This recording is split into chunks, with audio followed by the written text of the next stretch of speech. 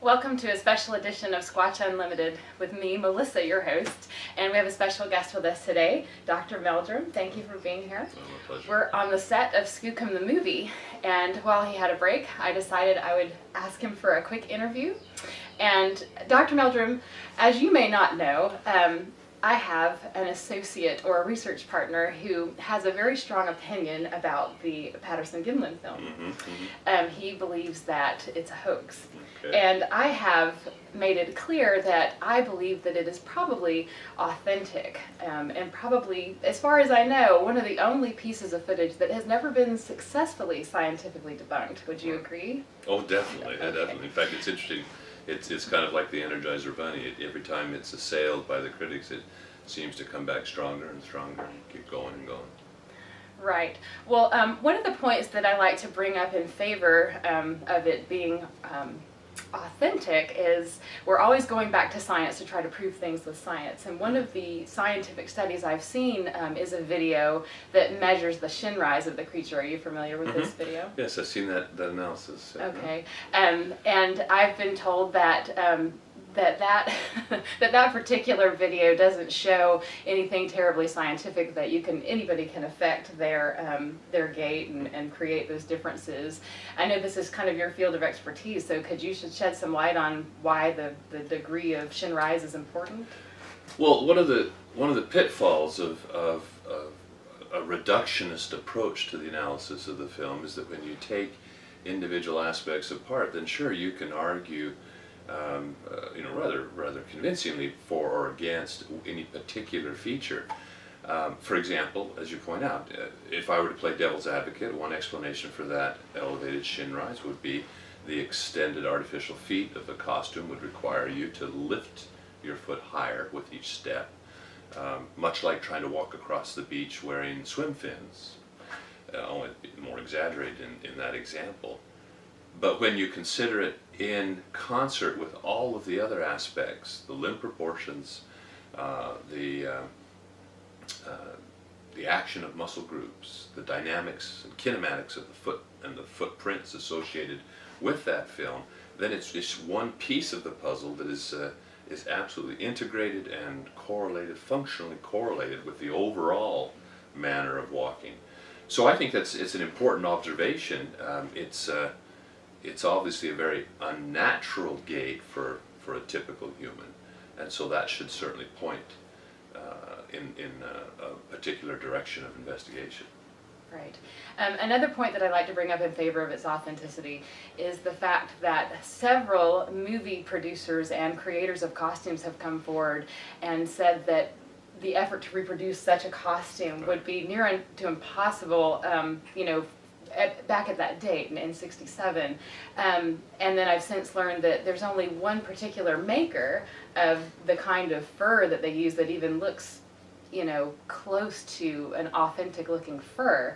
Any insights on that? Well, sure. You get people on both sides of the argument, and my experience has been those that are very quick to dismiss this as simply a man in a fur suit are either ignorant of the history of costume design and fabrication in the film industry, or are simply pandering to a particular agenda of a director or production. I had to laugh one time when one such costume fabricator was depicted viewing the film and then just very cavalierly said, "Oh, that's obviously a man in a fur suit, and here's how we do it." And then they cut to an actor donning the various components of a costume, which included a spandex undergarment that had sculpted foam rubber armature to suggest muscle masses, and then a four-way stretch costume, which was equipped with gloves that were covered with excessively long hair, and so on. And then this was trotted out and depicted as if this was an easy explanation. Well, there wasn't spandex. There wasn't readily available foam rubber for that kind of an armature. There certainly wasn't four-way stretch fur. And even if there were, when this was all put together, it was so transparently a costume that my 5-year-old at home immediately said, "Daddy, that's a costume," So there are other individuals who are very versed and very knowledgeable of the history and the availability of the fabric. And I'm not familiar with the particular detail of the availability of that type of fur, but I know that there was not four-way stretch fur, there was fur cloth. And fur cloth, the challenge of fur cloth is the lack of stretch means that you have to do a lot more tailoring. That means seams to hide. That means folds and wrinkles that are then dictated by the positions of those seams. And you end up with draping effects, with folds and wrinkles that have a very characteristic appearance that aren't replicated by organic skin and you know, subcutaneous adipose tissue, that superficial layer of fat. One of the studies that I'm involved with now in collaboration with Bill Munns, who is very informed on all those aspects of costume design and the history of those techniques in cinematography, involves examining those very types of features. And it's really enlightening when you examine candid shots of unclad models who aren't airbrushed and liposucked and artificially enhanced. The very features that many of the critics have pointed to in the film as being not observable on human bodies, in fact are. And each one of them can be identified and depicted from examples of these types of candid shots. And not only from human subjects, but I also was able to cull from published photographs images of great apes, showing many of those same features as well. I mean, just showing the consistency and similarity of our you know, shared morphology. Very interesting. Another point of argument is that when the creature in the film walks, there is supposedly a flap near the ankle that comes up, and it's said to be the suit. Also, there's some sort of a bulge, which I think some scientists have analyzed it and said it's some sort of a hernia as a result of an injury on the leg. Any insights into that? Well, yes, it was Doug Hychek, a producer from White Wolf Entertainment, who first drew attention to the interesting bulge in the quadriceps area on the lateral side of the thigh, and such a herniation. Well, let me back up. Beneath the skin and adipose on our lower extremities, we and other great apes have a very thick layer of connective tissue called it's the deep fascia. It's a connective tissue that encompasses the muscle compartments.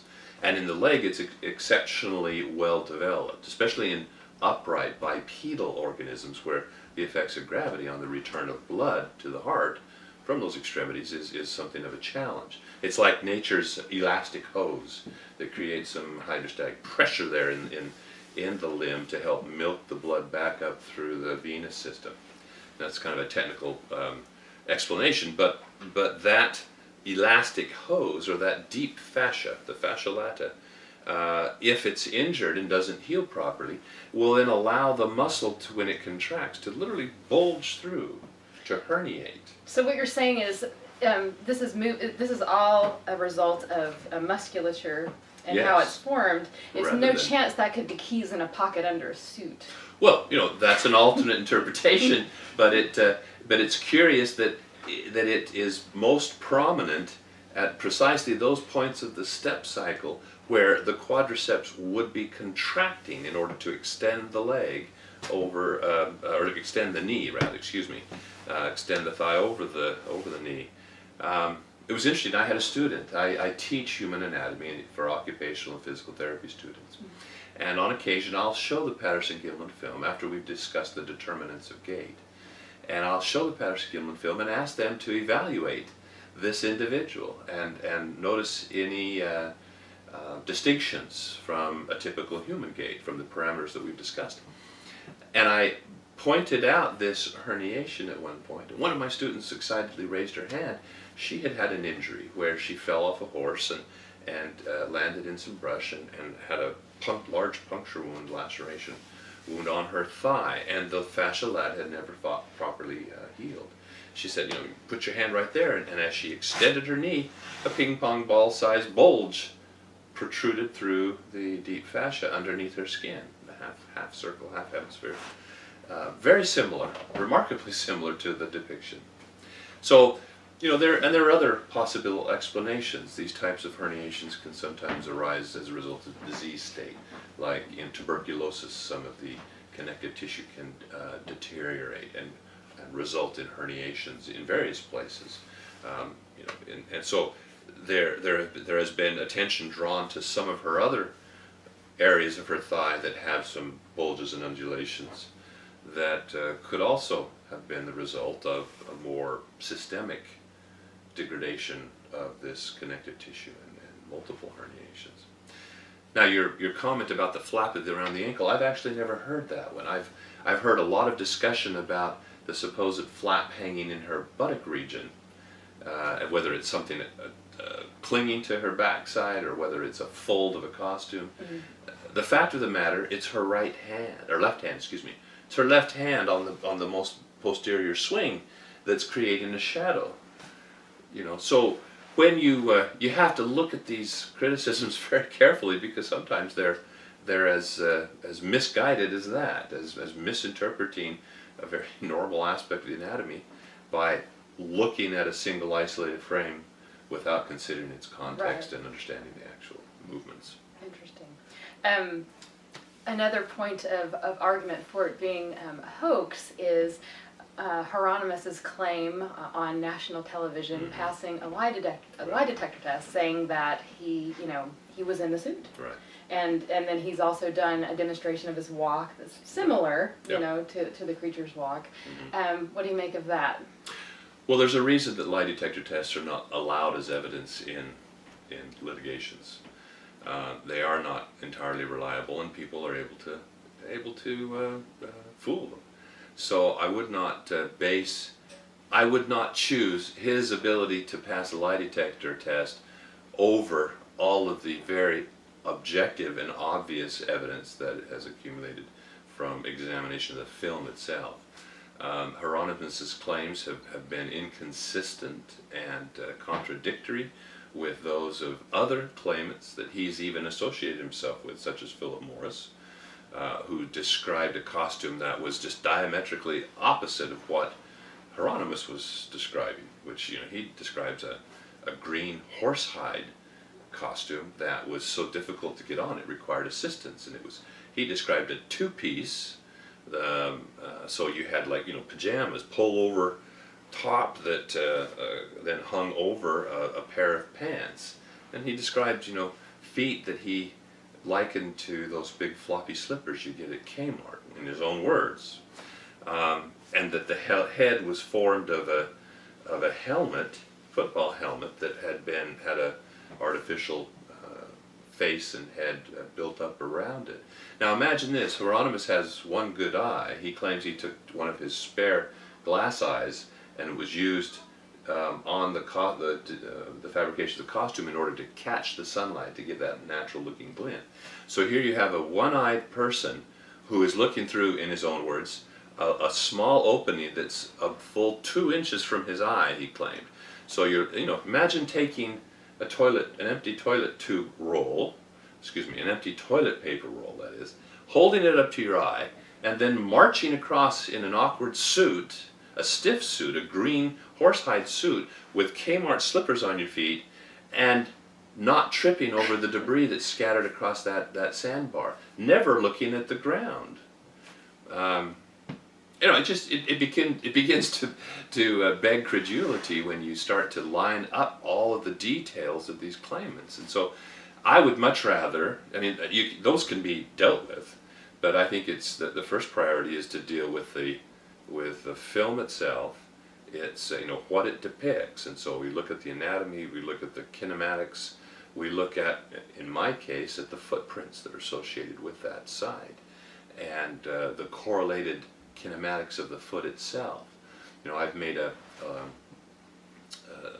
placed a lot of significance on an inferred model of function for the Sasquatch foot, which involves a great deal of flexibility in a very flat foot, the so-called mid-tarsal break. Now the term break is a misfortune or an unfortunate term, because I think it conjures an inaccurate impression in the minds of people who don't understand the history of that term. They think it's some dysfunction, some disability. It's not. It's just The break indicates a marked degree of flexion across the instep, where in contrast to the human foot that has a very rigid longitudinal arch. So the interesting thing is that the kinematics of that action can be seen very, very clearly. There are points in which the heel segment is in a nearly vertical posture. If that was a stiff artificial foot, or even something attached to a human foot with a rigid longitudinal arch, the forefoot, 6 to 8 inches of the forefoot would have to be sticking vertically, directly down into the ground with each step, which is ridiculous to even suggest. Plus the footprints show the artifacts of that mid-tarsal flexibility in the form of a very distinctive pressure ridge, which has been, overlooked or misinterpreted for many, many years. So when you take all that into account, I tell people on the basis of the feet, the footprints alone, I'm convinced that that's an authentic piece of film footage. When you add all the rest that goes with it, it's an overwhelmingly convincing case, I believe. All right.